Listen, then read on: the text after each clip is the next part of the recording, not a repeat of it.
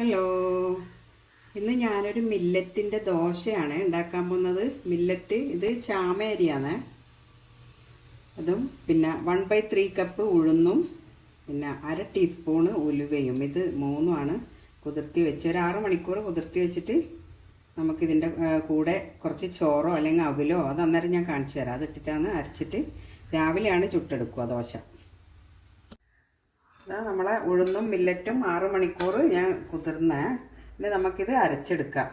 ഞാൻ 1/3 കപ്പാണ് ഇത് ഉഴുന്നെടുത്തത്. അപ്പോൾ അത്ര തന്നെ ചോറെടുക്കുന്നുണ്ട്.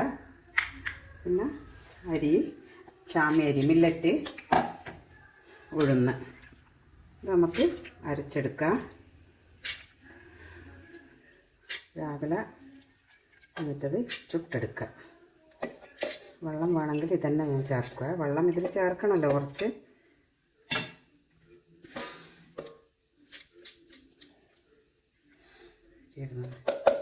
ചൂട്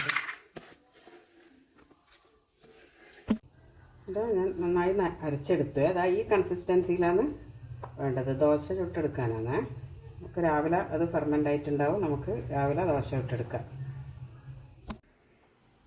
ഈ മില്ലറ്റ് ദോശേൻ്റെ കൂടെ നമ്മൾ ഒരു ചട്നി ഉണ്ടാക്കുന്നുണ്ട്.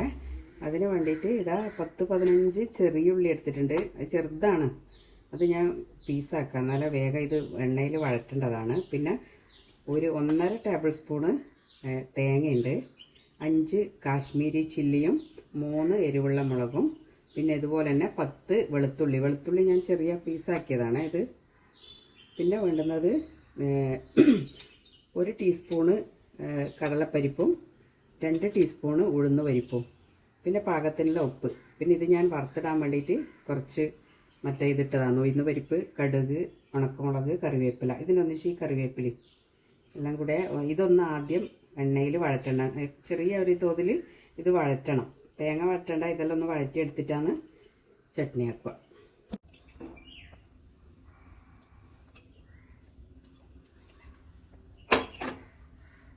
ഇതിലേക്ക് നമുക്ക് ഉഴുന്ന് പരിപ്പും കടലപ്പരിപ്പും ആദ്യം ഇടാം.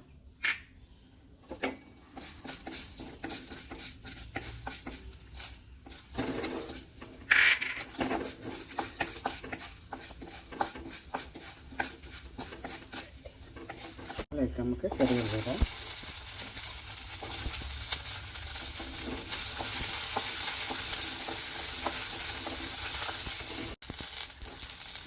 വെളുത്തുള്ളിയും മുളകും ഇടാം.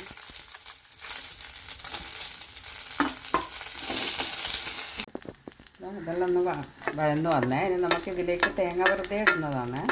എന്നിട്ട് ആറിയിട്ടാകുമ്പോൾ നമുക്ക് ചട്നിയൊക്കെ എടുക്കാം. ഇതിൽ ഞാൻ പുളി ഇടുന്നത് നിങ്ങളെ കാണിച്ചിട്ടില്ല. ഇതാ ഇത്ര പോലെ പുളി ഇടുന്നുണ്ട്. നമുക്കിനി ചട്നി അരച്ചെടുക്കാം. മുളകെല്ലാം ഞാൻ ചെറിയ ചെറിയ പീസാക്കിയതാണ് അരക്കാൻ വേണ്ടിയിട്ട്, സൗകര്യത്തിന് വേണ്ടി.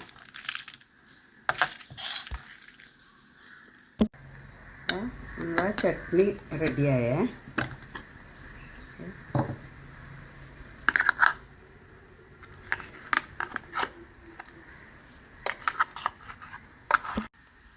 നമ്മുടെ ചട്നി റെഡിയായ ടേസ്റ്റി ചട്നി റെഡിയായി. ഇനി നമുക്ക് ദോശ ചുട്ടെടുക്കാം. ഇനി ഇന്നലെ അരച്ചു വെച്ചതാ മില്ലറ്റ് എന്നത് അതിന് ഞാൻ ഉപ്പിടുന്നുണ്ട്. ഇതാ നന്നായിട്ട് ഫെർമെൻ്റായിട്ട് വന്നിട്ടുണ്ട്. ഉണ്ടോ? മില്ലറ്റ് ദോശ, ചാമയരി, ഉഴുന്നും ഉലുവയും എല്ലാം ചേർത്തിട്ടുള്ളത്. നമുക്ക് ദോശ ചുട്ടെടുക്കാം. ദോശ ചുട്ടെടുക്കാം.